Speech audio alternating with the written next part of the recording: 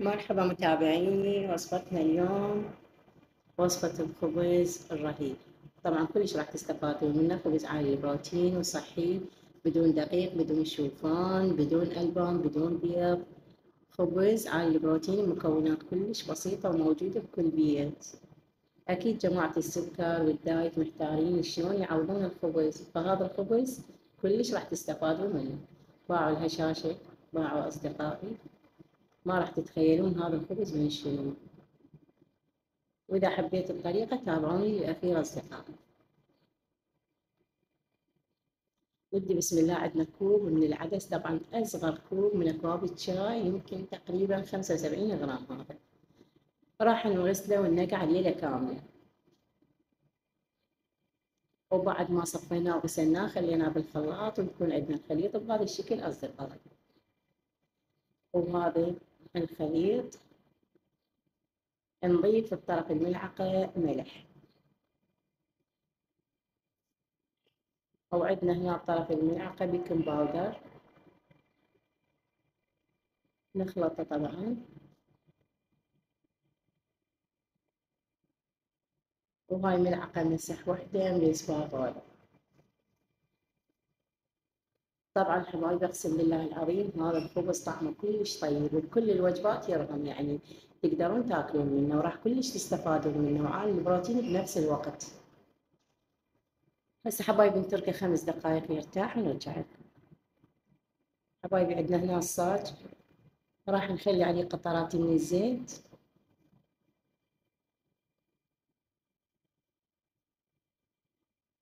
بهذا الشكل.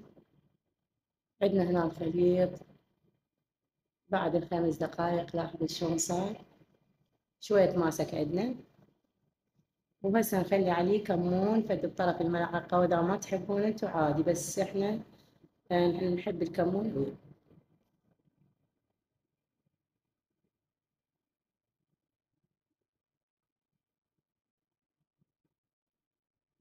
هسه حبايبي هسه عندنا الصاج مخلينا على الطباخ على أصغر عين، يعني بس قليل حامي، مو كلش حامي، حتى نقدر نسيطر على الرغيف ونعدله زين. وشوفوا أصدقائي بظهر الملعقة نحاول نعدل الرغيف، وأنا وياكم بكل الخطوات حتى توصلكم الفكرة وتسوون يجوز نفس الخبز اللي سويته وأحسن. لا حبايبي ما نخلي جهة مرتفعة عالية وجهة ناصية، على مود ما يبقى بيه عجين. بهذا الشكل أصدقائي. اعذروني إذا طال عليكم المقطع، بس حتى تستفادون وتكونون ويانا خطوة بخطوة حتى توصلون لهاي النتيجة أصدقائي.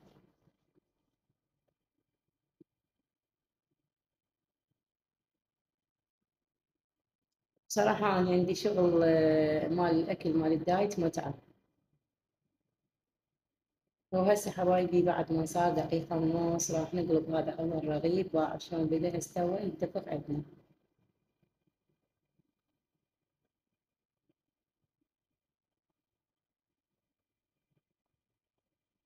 هاي بسم الله، هاي شوفوا ما شاء الله، يعني ما يطول على الطباخ 3 دقائق ويستوى الرغيف. هسه لاحظوا أصدقائي، نحاول نضغط عليه بالأطراف حتى يرتفع عندنا حتى نعرف يستوي.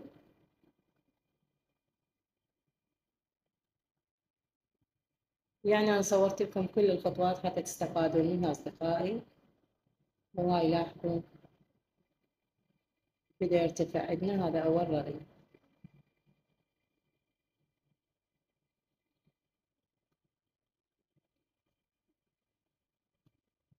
هاي الأطراف نتأكد منها ما بقى بيها عجين، ونقلب على الجهة الثانية.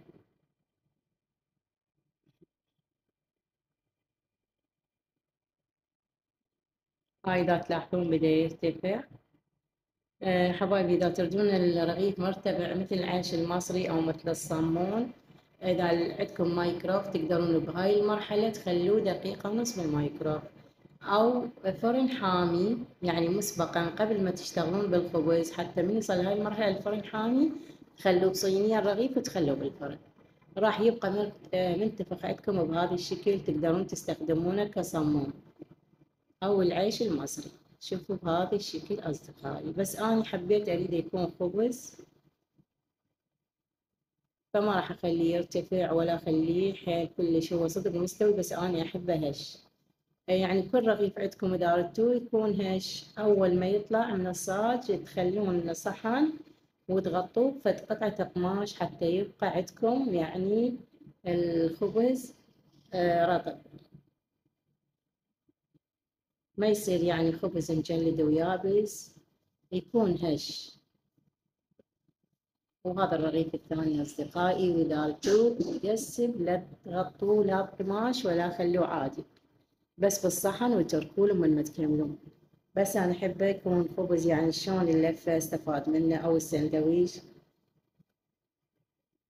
بهذا الشكل أصدقائي بظهر الملعقة، ونحاول نعدل الرغيف بهذا الشكل. طبعا صورت لكم رغيفين وبس، والباقي إن شاء الله كملين وأشوفكم البقية على مود شنو تشوفون الطريقة كاملة خطوة بخطوة. وهذا الثاني هم راح يرتفع طبعا نفس ذاك، يعني طريقة كلش سهلة، والعدس موجود بكل بيت، أحسن ما تشترون طحين اللوز أو السمسم أو كله، يعني أرخص شي هو هذا، والخبز ماله كله فوائد ورخيص ومتوفر عندكم. هسه لاحظوا حبايبي، هاي شوفوا هاي طريقة الرغيف الثاني.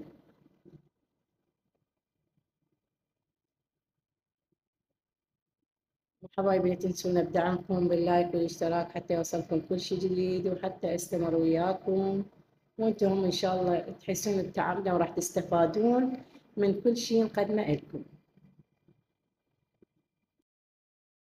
وهاي حبايبي ما شاء الله انتفخ عندنا هذا الرغيف.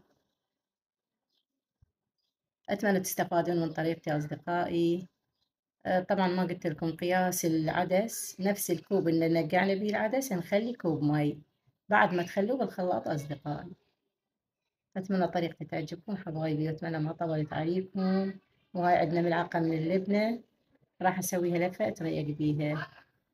شكرا للمشاهدة أصدقائي، والسلام عليكم ورحمة الله وبركاته. تحياتي لكم أصدقائي.